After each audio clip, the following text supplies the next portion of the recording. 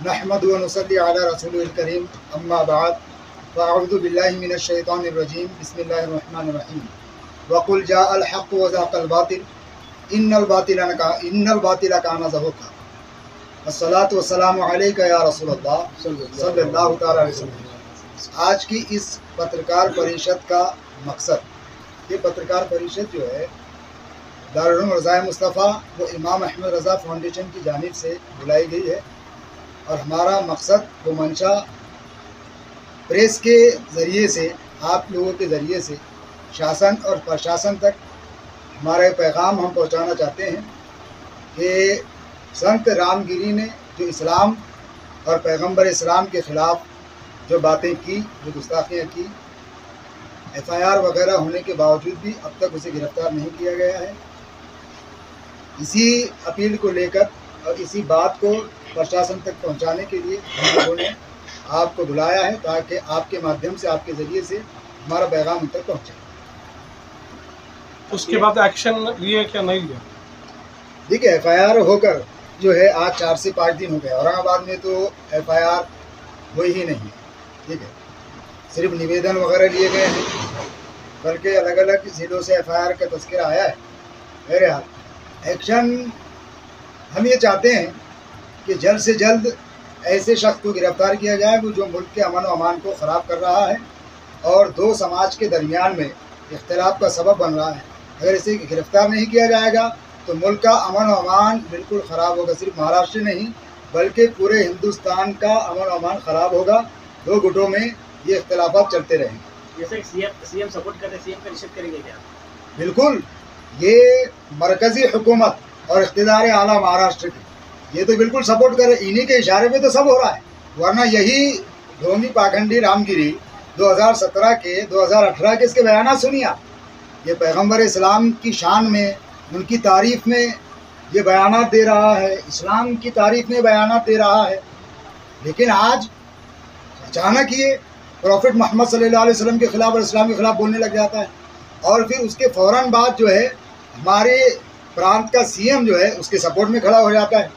तो हमारी तो समझ में ये आ रहा है कि इसी के इशारे पर ये हो रहा है। सीएम शहर में आए तो काली झंडे में बताइए एहतजाज करेंगे? बिल्कुल, CM शहर में जो है तो आएगा, काले झंडे भी होंगे, उसका पुतला भी जलाया जाएगा। बिल्कुल, हम धरना आंदोलन करेंगे अगर उसे गिरफ्तार नहीं किया जाता, ठीक है। हम तो ये समझते हैं कि मुसलमानों से अमन व अमान उड़ गया है, यानी मुसलमान पर हर तरह की जुल्म ज़्यादती। एक तरफ तो जो है रामगिरी इस तरीके की हरकत करता है, उस पर कोई कार्रवाई नहीं होती, और एक तरफ मुफ्ती सलमान अजहरी सिर्फ एक शेर कहते हैं तो उनको जो है जेल बंद की जो है सजाएं दी जाती है। हालांकि उन पर किसी किस्म का कोई ऑफेंस नहीं बनता है, उनके उस शेर पर कोई कलम उनके उस शेर पर नहीं लागू होती, लेकिन उन पर पासा लगा दिया जाता है। मुंबई शहर के अंदर गुजरात की ATS आकर के उन्हें गिरफ्तार करती है। ये है हमारी जो है मरकज़ी हुकूमत की पॉलिसी कि मुसलमानों को दबाओ और जो है हिंदुओं को खुश करो। ये पॉलिसी पर वो चल रहे हैं। और अब हम तो ये समझते हैं कि इलेक्शन करीब है, तो इस इलेक्शन के करीब में अपने इलेक्शन के एजेंडे के लिए जो है ये नाम नेहाद पार्टी की जानिब से, जो नाम नेहाद शिवसेना मैं कहूँगा, ये शिवसेना नहीं, ये नाम नेहाद शिवसेना है, ये इन्हीं के इशारे पर ये सारी चीज़ें हो रही हैं। इलेक्शन में सबक सिखाया जाएगा? बिल्कुल सबक सिखाया जाएगा। और हम तो ये कहते हैं कि हम मुसलमानों से भी ये अपील करते हैं और हमारे गैर मुस्लिम दोस्तों से भी हम ये अपील करते हैं कि ऐसे पाखंडी संतों की बातों में ना आए और ना ही ऐसी हुकूमत का आप साथ दें, बल्कि अपने धर्म की तालीमात का खुद मुताला करें। समझ रहे हैं? मैं अपने उन गैर मुस्लिम दोस्तों से भी कहना चाहूँगा, ये संत नहीं, संत के नाम पर धब्बा है। ना ही वेदों में ये तालीम लिखी हुई है जो ये बक रहा है, ना ही भगवत गीता में ये तालीम है जो ये बक रहा है, ना ही रामायण ये तालीम देता है जो ये बक रहा है। कोई भी मज़हब किसी दूसरे मज़हब के भावनाओं को ठेस पहुंचाने की तालीम नहीं देता है। लिहाजा आप अपने मज़हब को पढ़ें। जिस तरीके से अभी मैंने एक इंटरव्यू इसका देखा रामगिरी का, लोकमत टाइम्स गालिबन एक प्रेस रिपोर्टर सवाल कर रहा है कि आप जो है प्रॉफिट मोहम्मद सल्लल्लाहु अलैहि वसल्लम के खिलाफ आपने क्यों कहा? पहली बात तो आपने बयान क्यों दिया? तो कहने लगा बांग्लादेश में जो हिंदुओं के साथ हो रहा है इसलिए मैंने बयान दिया। तो उस रिपोर्टर ने कहा कि फिर प्रॉफिट का इसमें जिक्र क्यों लाया? तो कहने लगा कि वे प्रॉफिट ने ये जो काम किया है ये मेरे नज़दीक गलत है और मैं इनके ग्रंथों के हवाले से बता रहा हूँ। जो गलत है मैं गलत उसको कहूँगा। तो मैं ये कहना चाहता हूँ कि किसी धर्म में कोई एक चीज़ होती है, उस धर्म की वो मान्यता होती है। अगर दूसरा धर्म वाले के नज़दीक वो चीज़ गलत है, ठीक है, तो उसे इजाज़त नहीं देता, ना कानून इजाज़त देता है, ना धर्म इजाज़त देता है, ना आइन इजाज़त देता है कि तुम दूसरे धर्म पर टिप्पणी करो, तुम अपने धर्म पर चलो।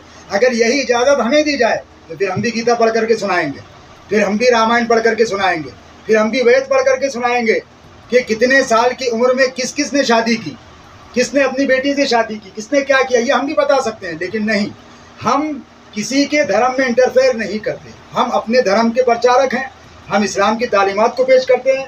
ना ही हमारा मज़हब हमें इसकी तालीम देता है कि दूसरे के धर्म के खिलाफ टिप्पणी करो और भावनाओं को ठेस पहुँचाओ। लेकिन ये आज से नहीं बल्कि 2014 के बाद से ये बार बार हो रहा है। कहीं किसी जगह पैगंबर इस्लाम को टारगेट किया जा रहा है, इस्लाम को टारगेट किया जा रहा है।